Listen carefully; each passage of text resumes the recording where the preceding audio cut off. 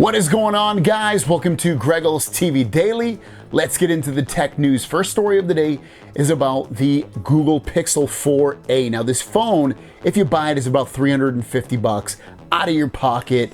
You don't get any protection plan with that unless you pay extra and buy it.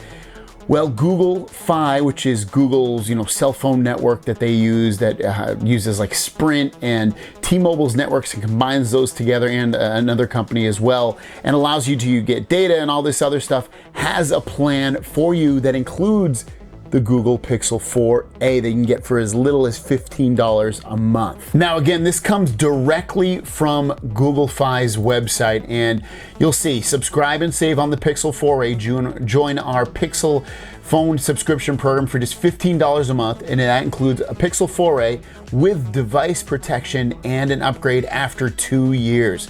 So when you look at the protection plan, it's actually really good. So the protection plan covers you against damage from cracks, spills, and more. And you can see the sentence right after that also includes coverage for lost or theft. So if it gets stolen, or you lose it, you actually will get a replacement with this. It's pretty amazing. When you break it down a little bit, so for $15 a month, which costs you $360 over 2 years, which ends up being $9 for the phone per month, also $6 for the protection plan. You don't have to get the device protection plan if you don't want to. It's optional, which will make the phone even cheaper. And you can upgrade after 2 years. But I'd say, hell, get the protection plan. Why not? Especially with it being this cheap. Now you will still have to pay for one of their plans overall, their cell phone plans, in order to do this. It depends what you want to do, but they have some nice plans in there that could maybe even be cheaper for you, and you can get this phone for extremely cheap. Next up, we've been talking about the Galaxy S21 Plus. We haven't seen it because we've seen the S21, we've seen the S21 Ultra, what those are going to look like. Here's the front of the Galaxy S21 Plus. Now, there's not a lot to look at. Very thin bezels. The display should probably be the same size as the S20 Plus, which was the 6.7 inch, and you're gonna get the fingerprint sensor on the screen. Again, very similar design language to what we've seen the past version of this versus this year, and it's very similar to what we've seen in the S21 and S21 Ultra. I wish we saw the back of this just to see what it looks like. It's probably gonna look the same as the S21 and the S21 Ultra, very similar to it. But yeah, this is the front of the S21 Plus. Last story of the day, Galaxy Z Fold 3, which is this is the 2, but Galaxy Z Fold 3 and the S Pen.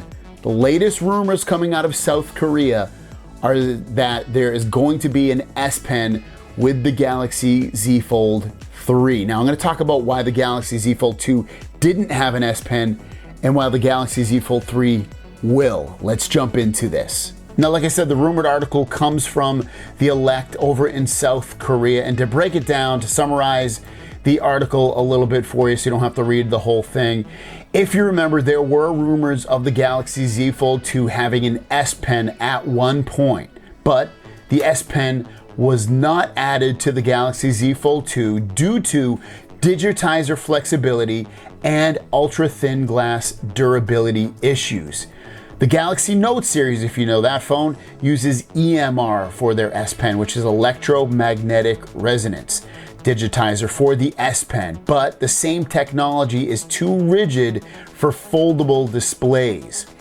Also, Samsung is said to have decided against fitting the Galaxy Z Fold 2 with an S Pen because of the UTG, also known as ultra thin glass layer, because it's not thick enough to withstand the tip of the stylus. That's what she said.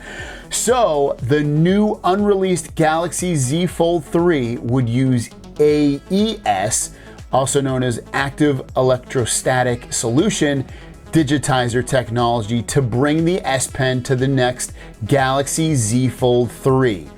At the same time, making the UTG, also known as ultra thin glass, make that thick enough to withstand the tip of an S Pen. So you're looking at the Galaxy Z Fold 3 and the S Pen using a different type of technology underneath the display Not only with that extra ultra thin glass to be thicker, but also just different technology so that it can be used with an S Pen. You might end up seeing an S Pen that needs a battery on the Z Fold 3 or doesn't need a battery, kind of like you've seen in the past.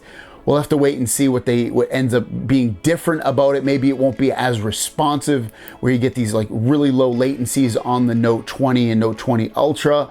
Maybe you won't get the same thing on the next Z Fold 3. Maybe it'll be better. We don't know. And also, this is a rumor, it might not come true, but this is the latest and greatest coming out for the Z Fold 3. I know a lot of you are not getting the Z Fold 2 because it doesn't have an S Pen. Well, here you guys go. This is the latest that it probably and hopefully will. Thanks for watching. Don't forget to subscribe. New videos every single day. In the comments down below, let me know what you think about the Galaxy Z Fold 3 potentially having an S Pen. Is it a must? Let me know. I think it would be great to have it. It's a great selling feature for it to have. Selling point. I think it'd be great if it had it. For me, I personally don't care, but I know a lot of you do, and I think the more you add value to these phones, the more these are going to sell, which means in turn, the cheaper these are going to get because it'll be cheaper to make them as well. Thanks for watching. See you down the road.